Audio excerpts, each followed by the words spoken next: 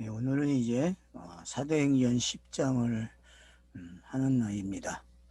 거의 한 달 정도를 휴식을 가졌다가 이제 시작을 하는데 아직 목이 좀 덜 풀려서 목이 좀 허스키하네요.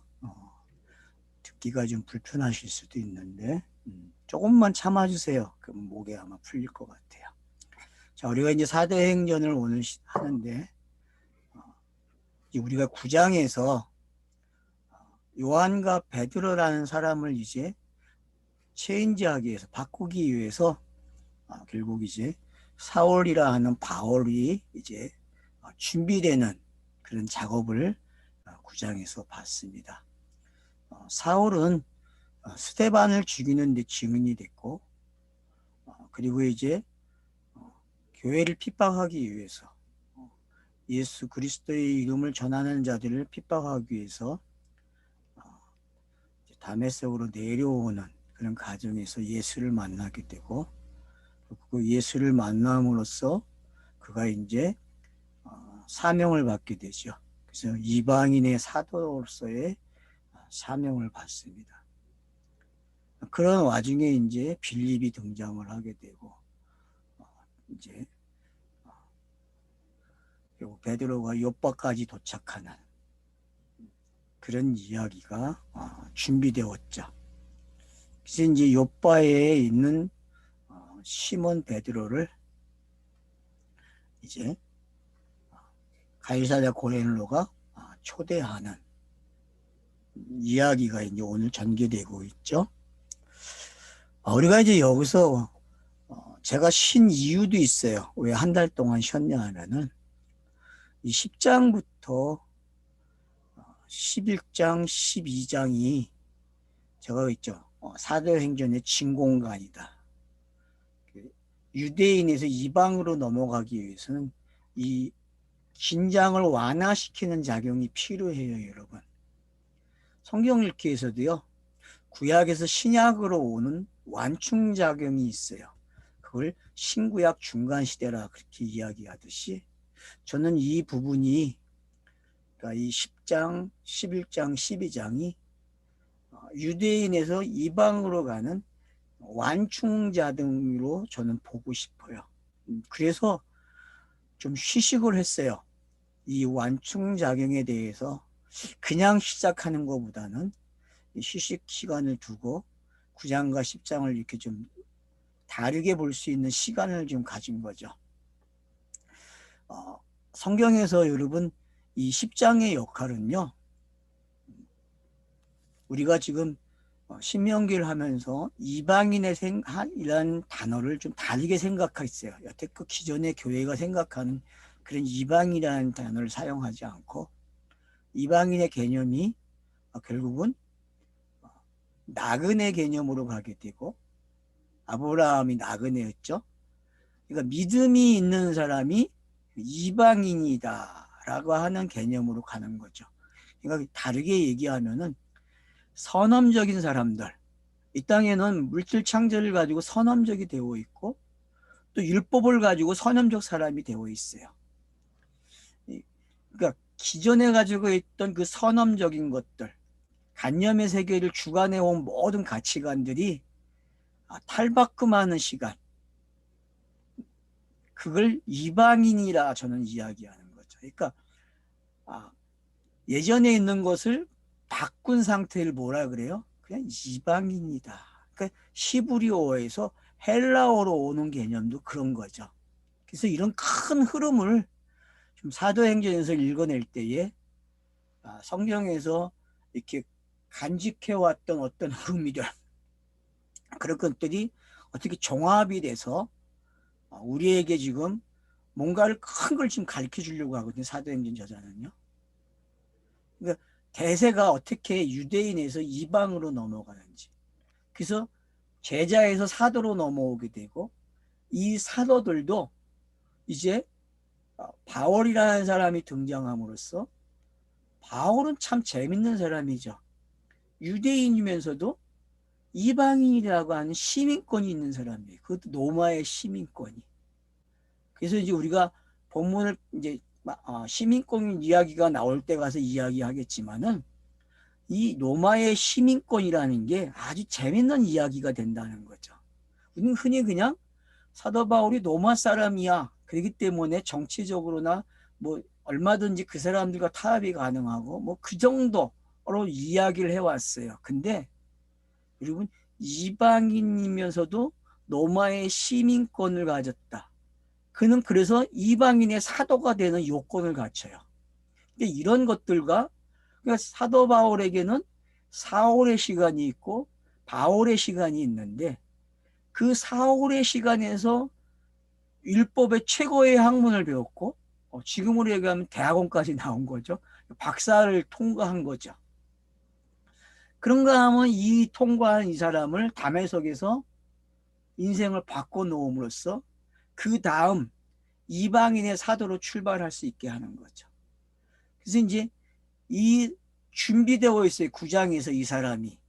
그럼 10장부터 12장까지는 무슨 이야기냐면은 이 사람이 일할 수 있는 공식적인 합의가 필요하다는 거죠. 이 땅에서.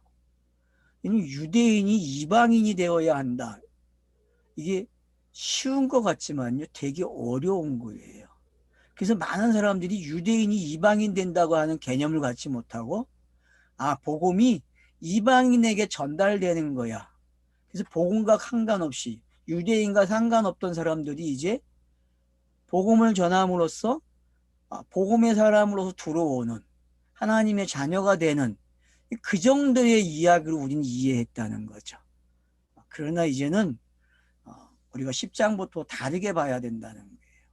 왜 이 시간을 이렇게 길게 성경이 설정해주고 우리로 하여금 이곳에서 이곳으로 넘어가는 게 사서가 건너가는 게 어떻게 준비가 되고 그렇게 하나님께서 심혈을 기울여서 준비했는지 그걸 간파할 때에 아마 저와 여러분이 그걸 깨닫고 누리는 그 행복이 차고 넘치리라 저는 생각을 합니다.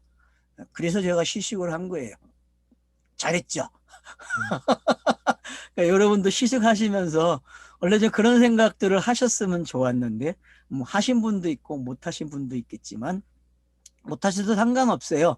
시식 자체가 충분히 그거를 받을 수 있는 완충작용이 돼 있거든요. 여기 보면 이제 1절에 가이사라의 골레닐료라 하는 사람이 있으니 이탈리아 부대라 하는 군대의 백부장이라.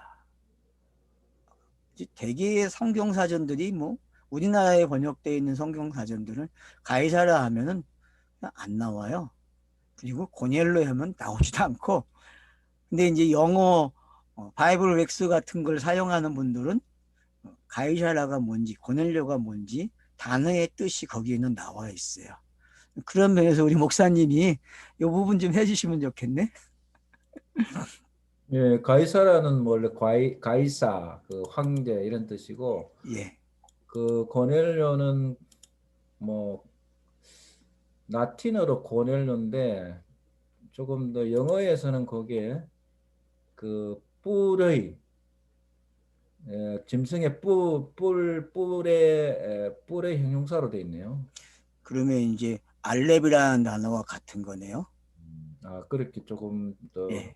생각을 진행할 수도 있고, 예. 그다음 백부장은 뭐 다 아시는스피 그 백사람의 군인을 다스리는 예. 그런 장교고, 음. 그다음에 이탈리아는 뭐 이탈리아 요것도 라틴어에서 유래한 건데, 근데 이 이탈리도 여기에 보면은 송아지, 뭐 음. 코끼리 같은 음. 새끼, 또 음. 종아리 이런 음. 뜻의 뜻을 갖고 있네요. 결국은 전부 다 보니까 신과 관계된 용어라는 걸 알 수 있죠. 그죠? 가이사라라는 그 용어부터 고넬로, 이탈리아 이런 단어들이 결국 알렙이라는 단어, 뿔, 신과 관계된 용어라는 것을 알 수 있죠. 이런 사람이 백부장으로 있는 거죠. 그러면 100이라는 숫자를 우리는 알죠. 100이라는 숫자가 어떤 건지. 그래서 아브라함이 백세에 이삭을 낳죠. 또 이삭은 100배의 열매를 거두죠. 그렇죠? 100배. 그런 단어들을 우리가 좀 기억을 하면서 100이라는 숫자가 어떤 건지 그걸 거느리고 있는 사람인데, 그래서 이제 2절에 그 사람에 대해서 이야기가 설명이 됩니다. 나레이터가 우리에게 정보를 줘요. 어떤 정보를 주냐면은 일단 경건하다. 그리고 경건한데 온 지방과 더불어 하나님을 경외한다. 많은 백성을 구제하고 하나님께 항상 기도했다. 그러니까 여러분, 이게 가이사의 고넬러라는 사람이 한다라고 생각하지 마시고, 그 하나님께서 하나님께서 그 하늘에서 하고 있던 일을 어떻게 보면 이렇게 표현한 거예요. 1절과 2절에서. 그렇게 저는 이해하고 싶어요. 그러니까 이 구절이 고넬료라는 사람이 경건하고 기도하는 사람이었구나라고 우리는 알아들을 수 있어요. 그게 표면적인 거니까. 근데 이 표면적인 게 항상 누가 가지고 있던 거예요? 그 하나님이 땅에 이루고 싶은 내용이죠, 이게. 그 하나님이 가지고 있던 거예요. 그 하나님이 에베소서 1장에서 자기가 땅에 이런 걸 해주고 싶어라고 했던 이야기들이 지금 이 경건하다, 온 지방과 더불어 하나님을 경외했다, 많은 백성을 구제했다, 기도했다. 그러면은 여러분, 기도라는 단어가 맨 끝에 온다면은 그건 뭐예요? 하늘의 뜻이 땅에서 이루어지는 이야기라는 거죠. 그런 면에서 보면은 여기 지금 이 고넬로라는 사람은 누구를 대칭해 줄 수 있는 사람이에요? 그 하나님을 대칭해 줄 수 있는 사람이죠. 근데 그가 신분이 유대인이 아니고 이방인이라는 거예요. 맞죠? 그러면 하나님이 유대인의 하나님이니까 이방인의 하나님이니까 양쪽 다 맞죠? 차서죠, 그죠? 이게 유대인의 하나님으로 시작해서 이방인의 하나님. 근데 원래는 아브라함을 부를 때 이방인이었죠, 그죠? 그리고 그가 유대인이 되는 언약을 받은 거죠, 그죠? 15장에서 내가 너로 하여금 큰 민족이 되게 해주기라 해서 400년이라고 하는 4세대라는 말을 사용해서 어떻게 이 차서가 이루어지는지를 설명해 왔고, 그래서 창세기는 12장부터 그런 이야기로 보충되어지고, 그리고 신명기까지 그런 내용으로 꽉 차 있어요.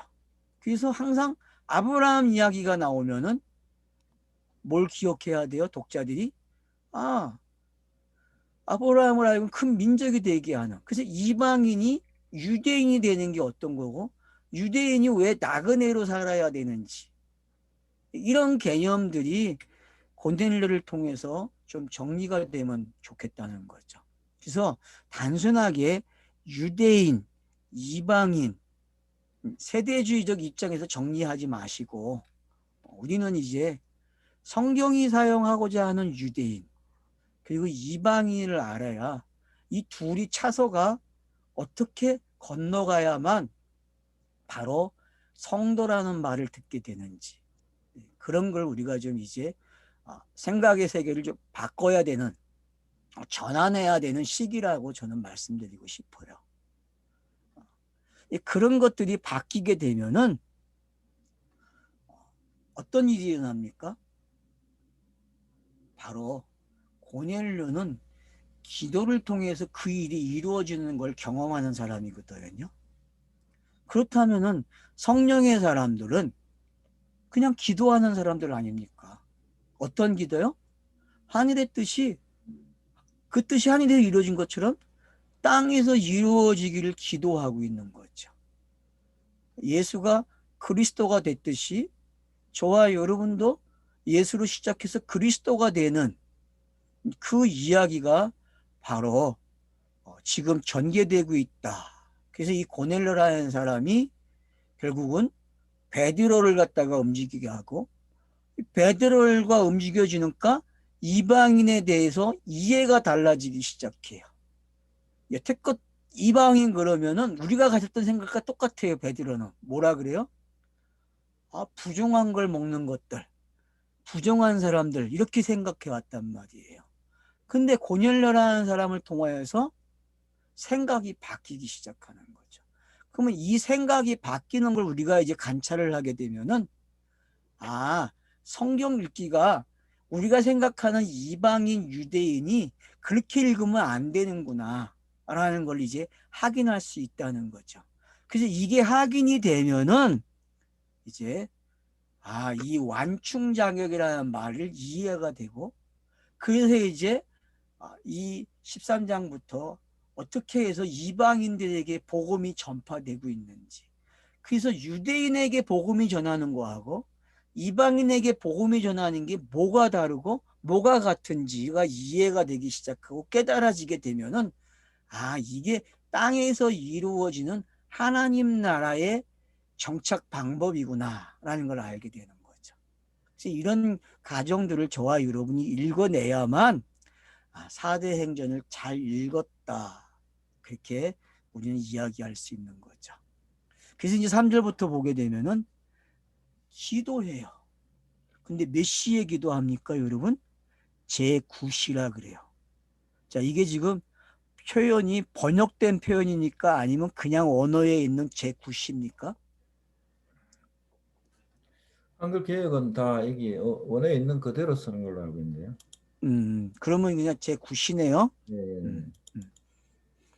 자, 그러면 앞에서 성전에 들어갈 때에 베드로가 성전 들어갈 때에 그 3장에서 몇 시였죠? 그때는?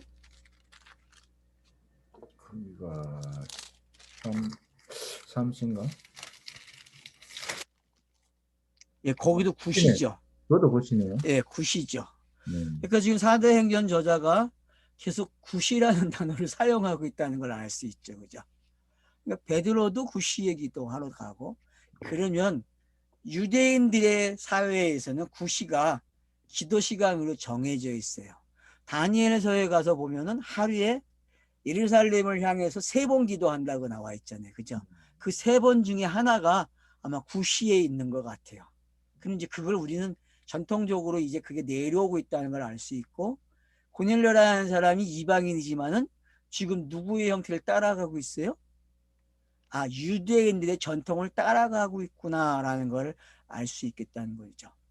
그러면 자, 베드로를 통해서 제9시에 들어가다가 성전에 안전뱅이를 일으키는 사건이 일어나게 되고 그래서 솔로몬 행각에서 그 일어난 일을 가지고 찬양하면서 전파하는 이야기를 우리는 3장에서 하긴 했어요. 복음이 전파되는 것을. 그러니까 그런 유형이 지금 누구에게도 나타나는 거예요. 바로 지금 고넬로라고 하는 사람에게 나타나고 있다는 거예요. 그러니까 그는 유대인으로서 개정한 유대인이죠. 근데 그 개정한 유대인인데 다시 개정을 했어요. 뭘로요? 기독교인으로 개정을 한 거죠. 그죠? 그러니까 그는 유대인이에요, 먼저는. 그리고 유대인이지만 또 어디로 와요? 복음에 받아들이는 사람으로 넘어온 사람이죠. 그러면은 사도행전 2장에서 시작되고 있는 그 많은 사람들 중 무리 중에 이 사람도 포함되어 있다는 걸 알 수 있어요. 예측할 수 있는 거죠, 우리가. 그렇기 때문에 그는 이제 복음을 알았기 때문에 베드로를 초청해서 들을 수 있는 거죠. 아마 그걸 사모하고 기도했을 거예요. 왜? 자기의 신분으로는 접근할 수 없잖아요, 베드로에게. 근데 그가 기도하니까 길이 열려요. 그래서 여러분 기도한다는 게 뭔지 이제 좀 생각을 해야 돼요. 교회가 생각하는 그 기도 해야 할 기도죠. 그 기도를 해봐야만 우리가 이야기하는 기도가 뭔지 알기 때문에 꼭 해야 될 기도죠. 그래서 저는 정말 여러분들이 산에 가서 나무 하나씩 뽑기를 원해요. 뽑아봐야 돼. 그런 기도를 해봐야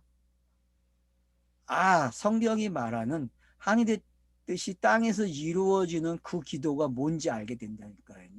그래서 주시겠다고 하는 하늘의 아버지가 우리에게 주시겠다는 것을 기도하는 게 기도인데 그게 누가복음 11장에 나오는 기도의 내용들이잖아요. 그러니까 그런 기도의 내용을 우리가 이제는 깨달아야 된다는 거죠. 그래서 기도는 우리가 이미 정의를 해왔지만은 결국은 땅에서 이루어지는 게 기도예요. 결국 아버지가 하고 싶은 거 내게 이루어 주세요. 그래서 그는 굿이라는 시간을 선택했고 그 시간에 기도하는 사람이에요. 근데 환상을 보게 돼요. 여러분, 환상을 본다는 거는 구약적 차원입니다. 이제 이해를 그러니까 우리가 환상을 본다. 요한계시록에서도 요한이 밤모섬에서 뭘 봅니까? 자, 환상입니까? 실제를 본 겁니까? 요한이 실제를 본 거예요? 환상을 본 거예요? 밤모섬에서 보았다고만 나왔지 환상을 한다는 없죠, 그죠? 보았다고 나와요. 그냥 보았다. 아, 그냥 본 것을 증거한 예, 거. 본 것을 적은 거고 환상이라는 단어는 구약적 표현이에요, 여러분. 그래서 오늘날 어떤 사람이 뭘 봤다. 근데 그게 환상적이고 꿈이고 그러면은 그냥 개꿈으로 이해하시면 돼요. 그러니까 환상 중에 밝히 보내 그래요. 이 말은 그러니까 요한이 본 거하고 같다는 거예요. 요한이 본 거. 밝히라는 단어가 그런 걸 의미하고 있어요. 하나님의 사자가 들어와 이르되 고넬로야 하니 자 환상을 보는데 뭐가 주어져요? 말이 주어져요. 그러니까 환상이 해석되는 거죠. 그러니까 여러분 천사가 와서 말을 주기 전에 뭐가 있어야 돼요? 봐야 될 거 아니에요. 보니까 뭘 줘요? 말을 줘요. 무슨 말을요? 야, 너 지금 요바에 있는 베드레에게 사람을 모셔 데리고 오라. 그렇게 가르쳐 준다니까요. 그러면 보세요. 이게 구약이 하고 싶은 말 아닙니까? 이게 구약이 하고 싶은 말이에요.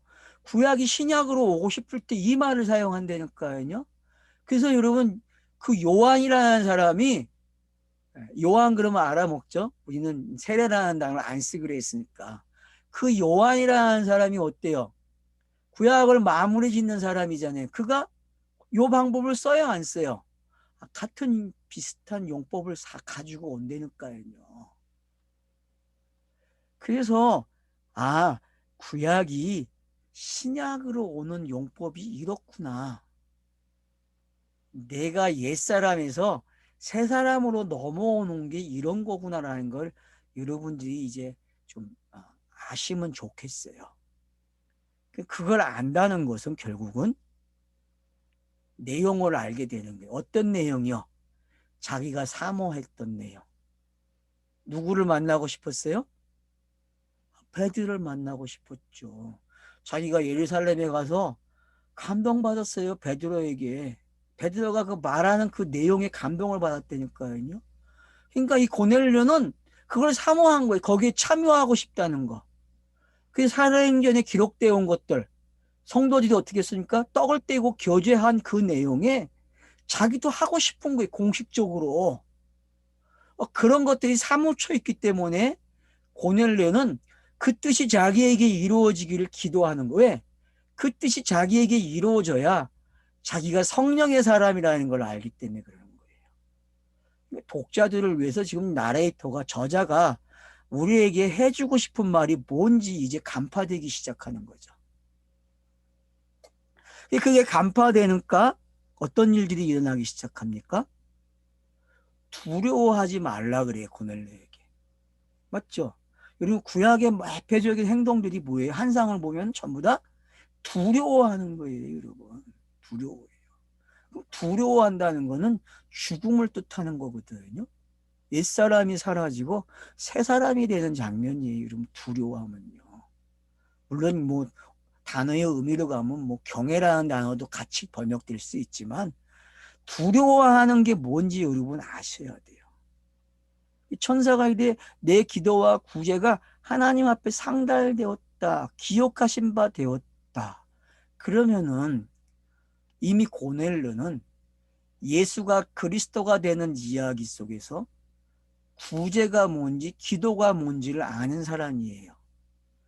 그 안게 아는 거로 끝나는 게 아니라 본인의 삶 속에서 참여자가 되기를 바라는 게 어떤 건지 중요하다는 거죠. 그래서 여러분, 아는 거하고 삶 속에서 알리바이가 되는 거하고 차이점이, 그래서 많은 사람들이 나는 이렇게 살고 싶어요, 기독교인으로서 이렇게 살래요, 이런 걸 많이 배웠고 우리는 이런 말을 자주 사용합니다.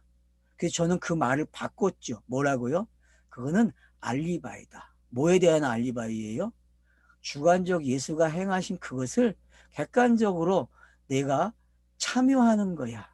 그걸 하나님이 내게 준 팁이야. 맞죠? 하나님이 주신 팁이잖아요, 알리바이는요.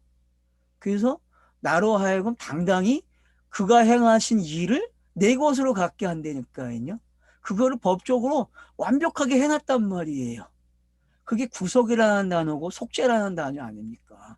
그걸 의롭다고 하는 거 아니에요. 그래서 이런 것들이 모아지니까 아, 기억됐다, 상달됐다 그래요. 그럼 여러분, 기억되고 상달된 거는 뭐밖에 없어요. 그 하나님이 받는 거는 예수와 그리스도밖에 없어요. 그러면 지금 여러분이 10장 1절에서 여기까지 오는 내용들을 잘 보세요. 가이사라는 뜻, 고넬라라는 뜻, 이런 단어들을 의미하면서 와보세요. 그러면 그 뿔 가진 소와 송아지가 어떤 건지 알잖아요. 여러분, 뿔 가진 소가 있는데 아, 그게 송아지가 있네? 그러면 그 송아지가 뭐가 돼야 돼요? 그 뿔이 가른 송가 돼야 돼요. 그러면 고넬로라고 하는 이 사람이 이탈리아 사람이고 백부장이에요. 그러면은 이 사람도 로마의 시민이고, 그러면 이 사람은 지금 사도 바울과 같은 동급에 있는 사람이에요. 이치적으로 보면은 베드로가 감히 함께 할 수 없는 사람이니까 다르게 보면은. 근데 이 사람은 지금 베드로를 사모해요. 왜 사모합니까? 그 베드로가 사도행전 2장에서 했던 그 설교를 알아요. 들었어요. 그렇기 때문에 그는 그 사람을 만나고 싶은 거예요. 그리고 사도행전 교회가 해왔던 그 교제하는 이야기, 그 소문을 그는 들었을 거예요. 그러니까 뒷구의 구절을 보면은 그 사람도 교제했다는 게 나타나요. 그러니까 자기 집 식구들과 자기 동료들이 함께 모여서 베드로를 기다리고 있어요. 이런 가정들을 우리가 유추하게 되면은 하늘의 뜻이 땅에서 이루어지는 게 어떤 것인지를 10장이 또 한 번 반복해 주는구나. 그래서 이 고넬료의 이야기는 결국 예수가 그리스도가 된 게 어떤 건지를 보여줌으로써 그 당사자로 하여금 거기에 어떻게 참여자가 되고 그 본인이 되는지, 그 이야기가 고넬료의 이야기가 돼야 된다는 거죠. 이거는 예수 그리스도의 이야기고 베드로의 이야기예요. 그리고 예루살렘 공동체의 이야기예요. 근데 이 이야기가 이제 고넬료의 이야기가 돼야 돼요. 오늘 이 시간 이 방송을 듣고 있는 사람들이 바로 누구가 돼야 돼요? 이 이야기는 내 이야기야. 하나님이 내게 은혜를 주신 알리바이야라는 말이 나와야 된다는 거죠. 그러면 여러분, 본문이 읽어지는 게 달라지겠죠. 본문의 이야기가, 그래서 여러분 이제 이 이야기를 통하여서 뭔가가 진전되고 있다는 걸 알 수 있어요. 자, 그래서 이제 그 이야기가 진전이 되는 게 보여지죠. 그래서 너가 지금 사람을 요바에 보내어 베드로라 하는 시몬을 청하라. 자, 여러분 지금 요바에서 기다리고 있어요. 근데 거기가 누구네 집이에요? 19장 43절에 보면 요바의 여인이 있어 시몬이라는 무두 장이 집에 머무니라. 아니, 시몬이라는 베드로가 시몬의 집에 머물러 있다니까 참 재밌지 않아요? 지금 이 단어들이, 이 용법이 되게 재밌어요, 여러분. 그러니까 슬그머니 베드로가 아닌 시몬의 집에 거하고 있다니까, 옛사람이 된 거죠. 그러면 그 베드로의 그 옛사람이 이방인이 돼야 된다니까요. 그러니까 고넬로만 이방인이 되면 안 되고요.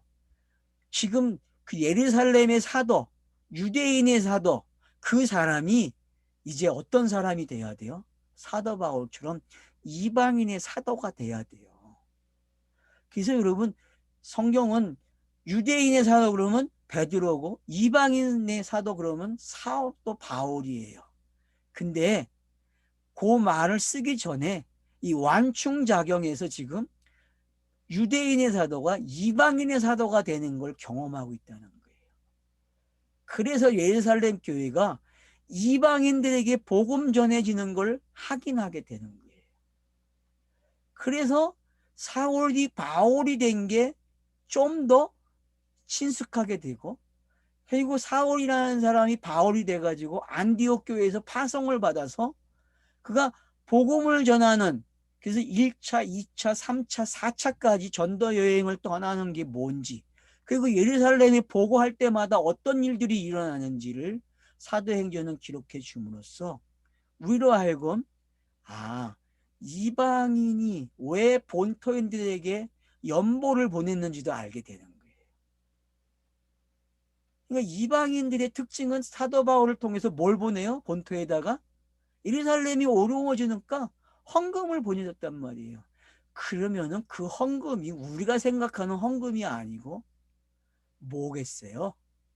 바로 너네가 맺어준, 너네로부터 시작된 이 복음이 바로 이렇게 열매를 맺었다가 하는 10의 하나를 보내주는 거예요. 그래서 예루살렘 교회로 너네들이 이 10의 하나를 보게 되면 기뻐할 거야 라고 하는 이야기가 되는 거죠.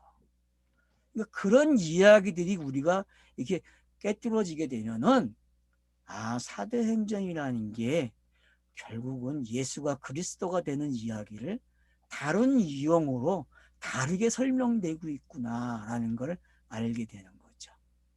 그런 면에서 지금 이 이야기가 진행되고 있다는 걸 우리가 알아야 됩니다. 그래서 결국은 이제 명령을 받아요.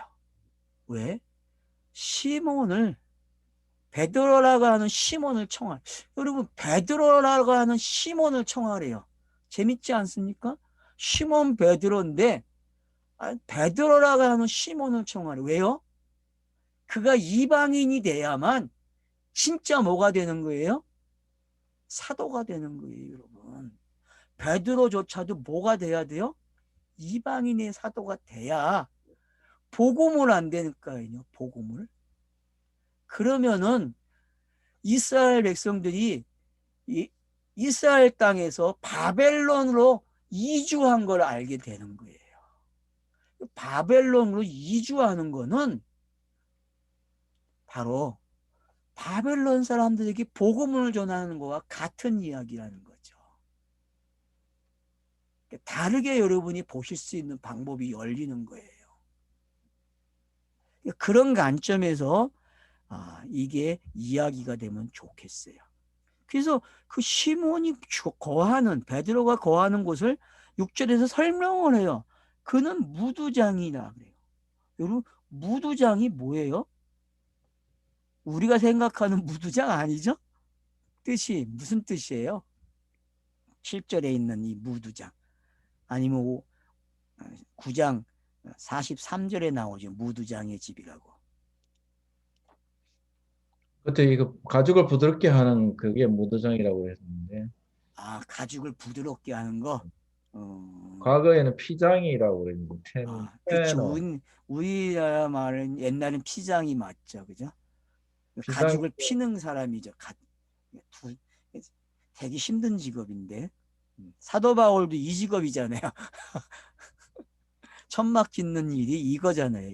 이걸 시작해서 가죽을 만들어서 가죽으로 천막을 만드는 이야기죠. 그러니까 성전과 다 관계된 이야기예요. 성전과. 그래서 여러분들이 그냥 이런 단어들이 다 성전과 관계되어 있다. 그렇게 이해를 하시게 되면 될 것 같아요. 고대 근동 사람들은 모든 게 다 의식이 성전으로 가듯이 헬라어에서도 지금 전부 다 성전으로 가고 있다는 게 학운되는 거고, 직업 자체가 벌써 그렇게 엮어지고 있고, 그런 걸 보게 되면은 여러분 성전에 지붕도 없는 게 다 뭐예요? 가죽이잖아요. 가죽. 시장도 가죽이잖아요. 다 가죽이에요, 여러분. 거기와 관계된 사람들이 근데 지금 시몬이라는 집에 유숙한다고 가르쳐주고 있고, 시몬이 시몬의 집에 유숙을 해. 그러니까 결국은 지금 옛 성전에 머무르고 있는 모습이죠. 여러분 일부러 성경이 베드를 어디다가 쳐넣어버렸어요?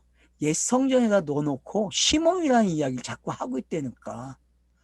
그러니까 성경이 얼마나 반복을 잘하는지 여러분 여기서 얻어야 될 힌트를 기가 막히게 반복하고 있다 정말. 그래서 그 집은 해변에 있다 그래요. 여러분 해변이 뭐 하는 곳입니까? 해변은요 딴 거 없어요. 그냥 복음이 전파되기 위해서 시작하는 지점이에요. 해변은요. 배를 타고 이전에 가는 곳이라니까요. 그러면 이게 몇째 날과 관계되어 있습니까? 셋째 날이에요, 여러분. 바다에서 뭐가 나왔어요? 묻이 나왔죠? 이 개념하고 똑같은 개념이에요, 이게 지금요. 그러니까 여러분 그냥 셋째 날에 바다에서 묻이 나온 개념이네. 그렇게 갖다 놓은 거예요, 지금 성경 저자가요.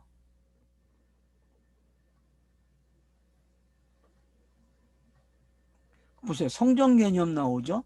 셋째 날의 개념이 나오죠? 그러면 이제 뭐만 남았어요? 먹는 이야기 남아있어요.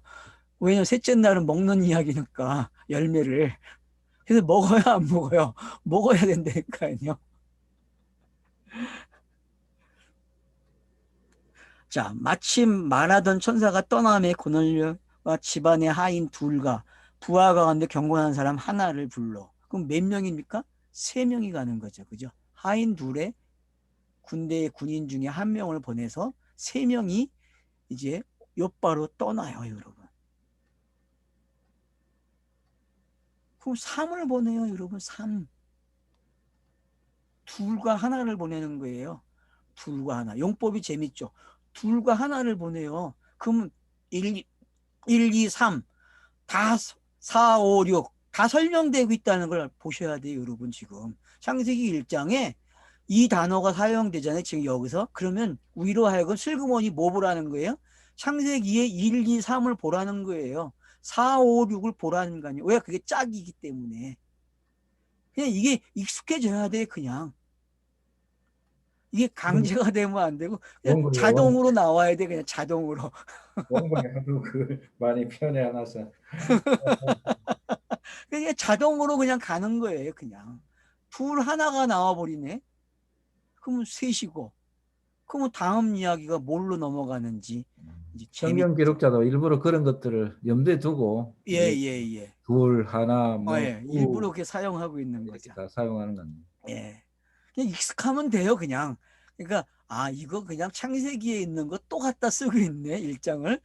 그렇게 이야기하면 된다니까요. 그래서 셋째 날을 중심으로 지금 움직여지고 있구나라는 게 잘 보여지고 있는 거죠. 옛 성전이 새 성전 되는 게 어떤 건지도 유대인과 이방인 이야기 속에 들어있다는 거예요. 옛사람, 새사람 다 이야기가 되는 거죠. 그러면 이제 사도 바울이 하는 용어나 베드로, 누가가 사용하는 용어들이 이제 친숙해지기 시작한 후에 다 창세기를 갖다 놓고서 이런 방법으로 이렇게 설명을 하고 있기 때문에 이제는 우리는 알아요. 그런 게 뭔지.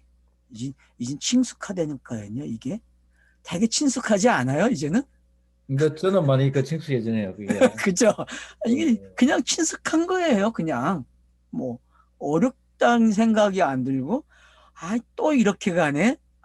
이거 봐라. 되게 재밌잖아요. 그래서 빨리 해가지고 읽고 그래서 그러려고. 이제 욥바로 사람을 보내는 이야기까지가 이제 8절에 나오는 거죠. 욥바로 사람을 보낸다. 이 말은 뭐예요, 지금? 자기에게 일어난 일들을 확인하고 싶은 거예요. 누구를 통해서? 전 가정을 가지고 있는 사람 누구예요? 베드로예요, 여러분. 베드로는 예수로부터 부름을 받고 제자로 훈련을 받아서 사도가 된 사람이고 부인도 해봤고 고백도 한 사람이에요. 그러니까 모든 전례를 다 가지고 있는 사람이야. 그게 시몬 베드로가 가지고 있는 모습이에요. 근데 베드로를 강조하는 게 아니라 시몬을 강조하고 시몬이라는 사람이 시몬의 집에 있고 그것도 성전과 관계된 집에 있는 거예요. 성전과 관계된. 이런 용법을 우리가 알게 되면은 야, 정말 성경 고약스럽게도 고집도 세다. 그죠? 창세기 1장을 그렇게 가져가는구나라는 거를 여기서 알게 되는 거죠. 그러니 성경이 쉬울 수밖에 없어요. 이걸 알게 되면은. 이런 관계들을 일구쳐낼 줄 알면은 성경이 제일 쉬운 거. 왜? 계속 반복을 한다는 거예요. 계속. 지금 한 50분 됐나요? 40분 됐나요? 24분에 시작하셨는데. 예, 그러면 24분에 시작했다고요? 자, 넘어갑니다. 9절. 자, 이튿날 그들이 길을 가다가 그 성에 가까이 갔을 그때에 참 찰나의 시간을 만들어주죠. 그죠? 여러분, 이게 찰나의 시간입니다. 그러니까 크로노스가 카이로스가 되는 찰나의 시간이에요. 자, 그때에 베드로가 기도하려고 지붕에 올라가니 그 시간은 제6시라. 자, 그러면 이제 기도 시간을 알 수 있죠. 9시와 6시예요. 그러면 다음 오는 기도 시간은 몇 시겠어요? 3시겠죠. 그죠? 그죠? 그러니까 9시, 6시, 3시가 뭐다? 유대인들이 정해놓은 하루에 3번 기도하는 시간이라는 걸 알 수 있어요. 그 중에 이제 9시에서 몇 시로 왔어요? 6시로 왔어요. 그러면 중간 지점에 왔다니까요. 그러면 3일길에서 지금 어디 온 거예요? 3일길에서 중간 왔다 생각하시면 돼요. 강야 생활에 돌입했어요. 그죠? 강야 생활에서. 그러면 강야 생활은 먹던 걸 중지하고 새로운 음식을 먹는 시간이죠. 그죠? 여러분, 강야는 애굽에서 먹던 걸 금식하고 어떻게 해야 돼요? 하늘에서 내려오는 만나와 메추라기를 먹어야 된다니까요.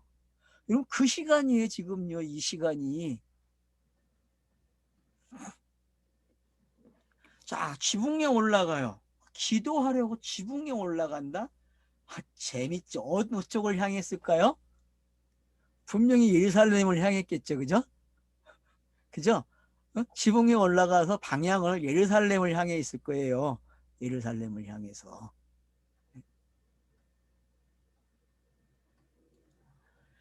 그 시간이 제6시라. 그가 시장하에 먹고자 하매. 자, 이제 기도하니까 배가 고파요. 자, 이제 금식이 뭔지 알겠죠? 그죠?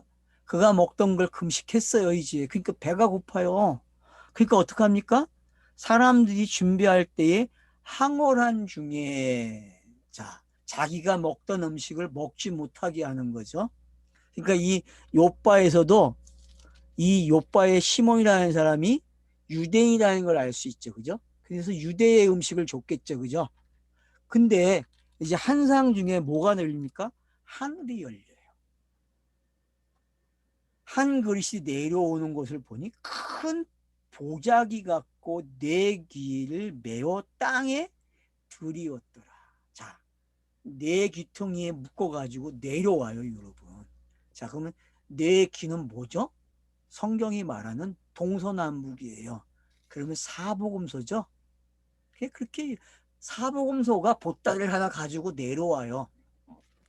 네 개의 강이 보따리를 가지고 내려왔다니까요.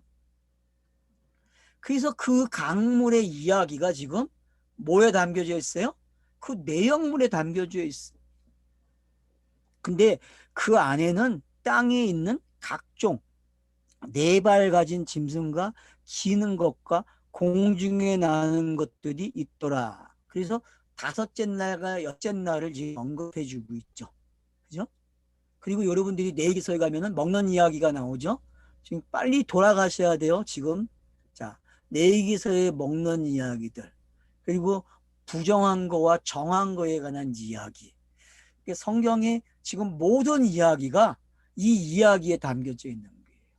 이거를 율법적으로 읽느냐, 은혜로 읽느냐. 옛 사람은 이걸 뭘로 읽겠어요? 율법적으로 읽겠죠. 율법적으로. 근데 새 사람은 이걸 어떻게 읽어요? 그냥 이 가정이 맞추면 이 가정으로 넘어오는 거로 안 되니까요. 그러니까 유대인들은 지금 무슨 양식을 먹어야 돼요? 부정한 거를 먹어야 돼요, 여러분. 부정한 거를. 그러니까 이스라엘이 바벨론 포로가 되는 게 뭔지 여기서 배워야 돼요. 뭘 배워야 돼요? 속되다고 한 거, 부정하다고 한 게 정하다는 거예요. 왜? 어느 때가 되면 정한 음식이 된다니까, 그게요. 그러니까 유대인들이나 기독교인들이 놓친 게 뭐예요? 부정한 것이 어느 때가 되면 정한 음식이 되는 걸 알아야 된다는 거죠. 그게 차서의 이야기라는 거죠. 그렇기 때문에. 그래서 악하고 선한 이야기가 없는 거예요. 둘 다 때가 되면 뭐가 돼요? 하나로 오는 그냥 하늘의 뜻이 땅에서 이루어지는 이야기가 된다니까요. 그것들이. 이렇게 우리가 이해가 돼야 이 지금 동물, 짐승들의 이야기가 뭔지 이해가 되는 거예요. 또 소리가 있으되 베드로야 일어나 잡아 먹어라 하거늘 베드로가 이르되 주여 그럴 수 없나이다. 속되고 깨끗하지 아니한 것을 내가 결코 먹지 아니하나이다 한데 자 베드로가 가지고 있는 바뀌지 않은 게 있었어요. 어떤 거예요? 베드로는 정한 음식만 먹었어요. 정한 음식. 모든 유대인들이 그렇게 생각해 왔어요. 근데 유대인이 완성이 되려면은 이방인들이 먹는 걸 먹어야만 돼요. 그래서 그들이 부정한 것이 정하게 된 게 어떤 건지를 알아야 자기들의 이야기가 완성되는 걸 배우는 거예요. 근데 성경 읽기에서 우리는 이게 그냥 항상 벽을 쌓아놨어요. 담을 막아놓고서 그냥 읽었다는 거예요. 그래서 에베소서 2장에서 막힌 담을 허는 이야기가 나오는 거예요. 은혜가 믿음으로. 그러니까 왜 담을 허냐 하면은 이 두 이야기가 합쳐져야만 성전 짓는 이야기가 되는 거예요. 그래서 2장에서 뭐라 그래요? 성전이 지어져 가는 이야기로 끝이 난단 말이에요. 그것처럼 지금 여기서도 베드로라는 사람이 담을 쌓아놨어요. 어떤 담요? 이거는 이방인들이 먹을 수 없어 라고 했어요. 근데 이미 사마리아에 복음이 전달되는 걸 베드로는 하긴 했어요. 그죠? 우리가 8장에서 봤듯이 9장에서 봤듯이 베드로가 가서 하긴 한다니까요. 사마리아에 복음이 전달되고 있는 것을. 그래서 이제 요바에 있는 베드로를 이제 이 진짜 이방인에게 보냄으로써 땅 끝까지 복음이 가야 되는 게 어떤 건지를 설명하기 시작하는 거예요. 그래서 베드로와 요한은 예루살렘 교회의 최고의 지도자들이에요. 그 지도자들이 승인이 돼야 돼요. 먼저. 용납이 돼야 된다니까요. 이방인에게 복음이 되는 게, 땅끝이 복음이 전파되는 게. 그러니까 그걸 이해시키기 위해서 지금 네가 생각하는 그 관점, 관념의 세계가 이제 이걸로 넘어와야 된다는 걸 가르쳐 주고 있는 거죠. 그러니까 베드로의 선언적인 것이 완전히 바뀌는 거예요. 니싱크가 일어나는 거죠. 이게 니싱크예요. 이게 니싱크라니까 새로운 걸 시작하는 거예요. 새로운 거예요, 여러분. 물질 창조에서 문자 창조는요, 니싱크예요, 여러분. 그러니까 여러분들이 이런 것이 이해가 돼야 지금 베드로라는 사람이 고넬로의 집에 가는 게 어떤 건지 알게 되는 거예요. 부정한 걸 먹는 개념이 어떤 건지 이해가 된다니까요. 그러면 결국 부정한 게 뭐였어요, 성경에서요? 그게 시작하는 거였잖아요. 신지식이 없는 상태를 뭐라 그래요? 부정하다 그런단 말이에요. 그걸 가르쳐 주기 위해서 부정한 음식이 있었단 말이에요. 신지식이 없는 거를. 그래서 신지식을 터득하는 거예요. 뭐를 통해서? 부정한 걸 통해서. 그 부정한 걸 통해서 신지식이 전달되니까 결국 누가 와야 돼요? 그게 율법의 내용이 되고 그것이 예수가 되고 예수가 되니까 그게 함몰시켜 버려요. 부정한 거를. 그래서 속된 게 없는 거죠. 이제 뭐만 있어요? 정한 것만 있다니까요. 그러면 이미 불세를 받은 사도 베드로는 어떤 사람이 되어야 됩니까? 고넬료의 가정에 있는 그 음식 자유롭게 먹을 수 있어야 될 사람이었어요. 자기가 그런 존재인데 아직 체험이 안 된 거예요. 자기의 현장, 삶의 현장이 그 현장을 가지 않으려고 한대. 왜? 선험적인 게 막았다니까요, 여러분. 저와 여러분이 가지고 있는 이 선험적이라는 것이 하나님께서 깨끗하게 해놓은 거를 막고 있다는 사실을 알고 있어야 돼요. 전통이라는 것이 하나님이 열어놓은 것을 막는다니까요. 그러면은 왜 이방인에게 이제 복음이 전파되는지, 땅끝까지 복음이 전파돼야 되는지를 간파할 수 있어요. 많은 힌트를 여기서 얻을 수 있다니까요. 그러니까 베드로가 큰일 났어요. 그러니까 뭐라 그래요? 이거 먹을 수 없어요. 저는 평생에 이런 걸 먹지 않았다 그래요. 이게 베드로의 간념의 세계의 선언적인 거죠. 그는 분명히 부활을 알고 있는 사람이에요. 거듭남을 알고 있고 성령의 사람이에요. 근데 독자들을 위해서 시몬이라는 말이 강조가 되고 옛 성전으로 그가 비춰지고 있고 옛 사람의 이치에서 새 사람으로 넘어놓은 이야기를 만들어내고 있어요. 왜? 저와 여러분에게 바로 옛 사람이 새 사람 되고 옛 성전이 새 성전 되는 것을 가르쳐 주기 위해서 그래요. 옛 관념의 세계에서 새 관념의 세계로 넘어오는 게 어떤 건지를 복음이 그 일을 한다는 것을 가르쳐 주고 있는 거예요. 그래서 복음은 막힌 담을 헐어버리는 거예요. 여러분 에베소 2장이 이제 읽어지겠죠? 에베소서 2장은 이런 시각에서 접근이 돼야 돼요.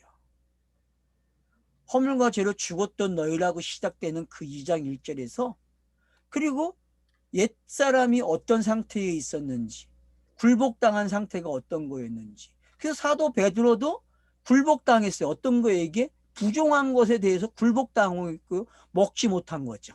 그래서 자기는 이걸 안 먹었다 그래요. 평생 통어. 그게 유대인들이 가지고 있는 전통이었죠. 그 다음 세계로 못 넘어가는 거예요. 전통은요. 근데 니싱크의 시대는 그렇지 않아요.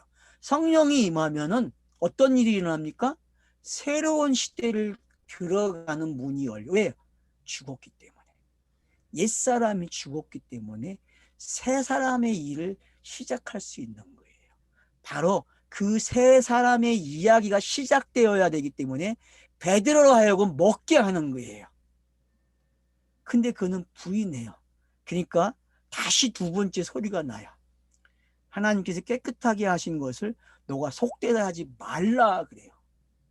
엄청난 이야기죠. 갈릴리 출신 베드로 이 유대인이 봤을 때는 어때요?